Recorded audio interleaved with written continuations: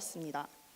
저희에게는 복음 팔찌가 있었는데 하나님의 창조를 나타내는 초록색과 인간의 죄지음을 표현한 검은색, 그로 인한 예수님의 죽으심과 보혈의 상징인 빨간색, 죽으실 뿐만 아니라 다시 사신 부활의 하얀색, 그로 인한 구원과 천국을 표현한 노란색, 이렇게 5가지의 색깔이 있는데 처음에 아이들은 팔찌에 관심을 보였고 팔찌를 선물로 주면서 그 색깔의 의미와 함께 복음을 전했습니다. 평소에는 무슨 말을 하고 싶어도 생각이 나지 않던 영어 단어들이 너무나도 분명하게 생각이 났고 하나님께서 친히 할 말을 밝히 알려주시고 인도하심이 느껴졌습니다. 그 어린 아이들은 복음을 듣고 처음에는 어색해하고 낯설어했지만 제가 다른 새로운 아이들에게 다가가 복음을 전하려고 하면 그 아이들은 저를 따라와 다른 친구들에게 나도 그 팔찌의 의미를 안다며 자랑했고 함께 그 말씀을 누렸습니다. 저는 아이들에게 너희도 예수님을 믿고 싶냐고 물었었고 아이들은 서로 눈치를 보며 웃더니 수줍게 고개를 끄덕였습니다. 그 순간 그 아이들 앞에서 저도 모르게 눈물이 흘렀고 아이들의 손을 잡고 기도를 해줬습니다. 난생 처음으로 하는 영어 기도였지만 우리 소년부 아이들이 했던 기도를 생각하며 정말 간단하지만 우리에게 생명 주심과 당신을 알게 하심에 감사 기도를 했고 당신을 믿고 싶다고 사랑한다고 고백했습니다. 기도를 마치고 난 후 아이들은 아멘으로 답했습니다. 또한 아이들과 함께 요한복음 3장 16절 말씀을 읽었는데 아이들에게 누가 가장 잘 읽나 볼까? 라고 말했더니 다들 한 목소리로 집중하여 크게 말씀을 읽으며 선포했습니다. 이 모든 상황 가운데 하나님이 저에게 주신 마음은 그들은 내 사랑하는 자녀들이며 내가 그들을 포기하지 않았고 끝까지 그들을 붙들며 그들 가운데 함께하고 있다. 그렇기에 너를 이곳 가운데 보냈다라는 마음이었습니다.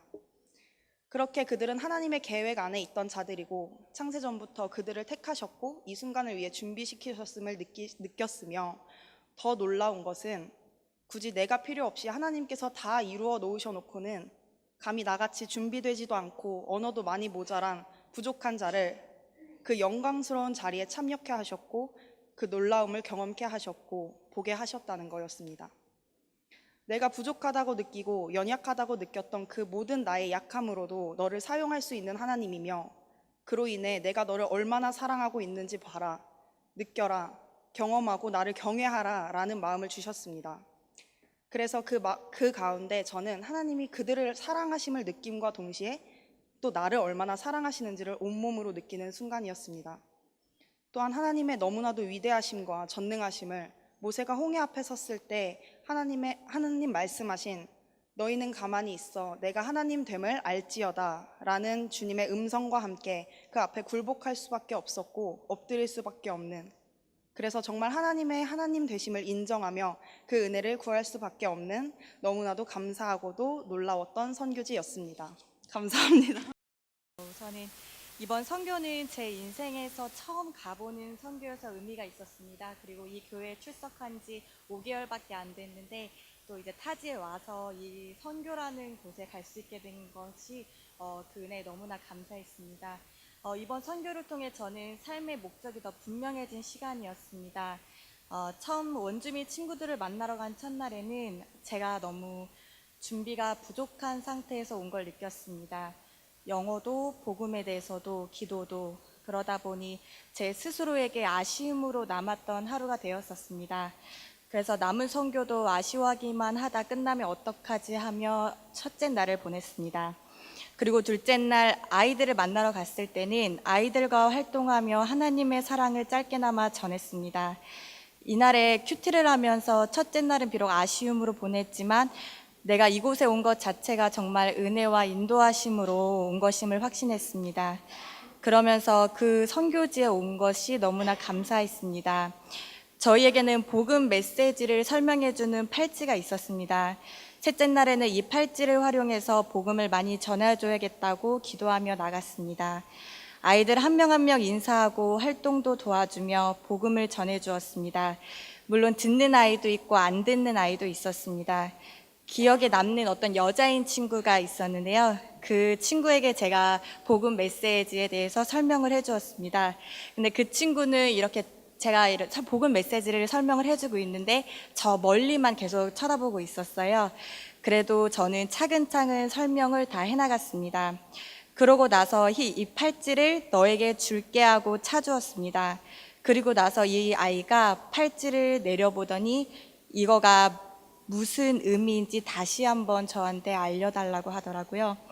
이 아이의 그 작은 관심이 저한테는 참 감사했습니다. 그러면서 예수님께서 바울을 복음의 증인으로 사용하셨는데 나도 그렇게 사용되어질 수 있다는 것을 선교를 통해 느꼈습니다. 짧은 선교를 통해 큰 걸 이루는 건 아닐지라도 이 시간들을 통해 복음을 전하게 하시고 그렇게 복음에서도 내가 복음의 증인으로 사용하시기 위해 그곳에 부르셨다는 것을 느끼게 되었습니다. 그리고 앞으로의 삶에서도 내가 어느 자리에 있든 그곳이 나의 선교지가 되어 그곳에서도 복음의 증인으로 사용하실 것이라는 것을 깨달았습니다. 그러면서 하나님께서 이 땅에서 이루고 싶은 최종 목적이 무엇일까라는 생각을 해보게 되었습니다. 신앙생활을 하면서 안정적인 삶, 풍요로운 삶, 물질의 목적을 이루는 삶을 이루는 것이 과연 하나님의 목적일까? 그러면서 이러한 성경 구절을 묵상하게 되었습니다. 마태복음 24장 14절에 이 천국 복음이 모든 민족에게 증언되기 위하여 온 세상에 전파되리니 그제야 끝이 오리라. 디모데전서 2장 4절 하나님은 모든 사람이 구원을 받으며 진리를 아는 데에 이르기를 원하시느니라. 마가복음 16장 15절 또 이르시되 너희는 온 천하에 다니며 만민에게 복음을 전파하라. 우리는 크리스천이라 말하며 기독교 집안이라 말하며 모태신앙이라 말하지만 우리는 얼마만큼 이 땅에서 하나님의 목적에 관심을 두고 사는지, 또 나를 위한 신앙, 세상에서 나의 목적에 관심을 두고 신앙생활을 하고 있진 않은지, 하나님이 나를 위한 계획하심과 이루고 싶은 목적이 무엇인지 이번 선교를 통해 저는 삶의 목적을 더욱 분명히 하게 되었습니다. 그리고 내가 있는 이 자리에서 하나님을 나타내며 복음을 전하는 것이 하나님이 나에게 이루고 싶으신 복음의 증인 역할이라는 것을 깨달았습니다. 엘리사는 길갈도 베델도 여리고도 거절하고 갑절의 영감을 구했습니다. 만약에 저에게 생명을 살릴 복음의 말씀과 돈, 물질 중에 선택하는 상황이 온다면 물질에 흔들릴 수는 있겠지만 흔들리지 않고 복음을 선택할 수 있는 믿음의 사람이 되고 싶습니다. 갈 때는 처음이자 마지막이라고 생각했던 이 선교가 성령님의 인도하심을 크게 느꼈던 감사했던 저의 선교의 시작이었습니다. 감사합니다.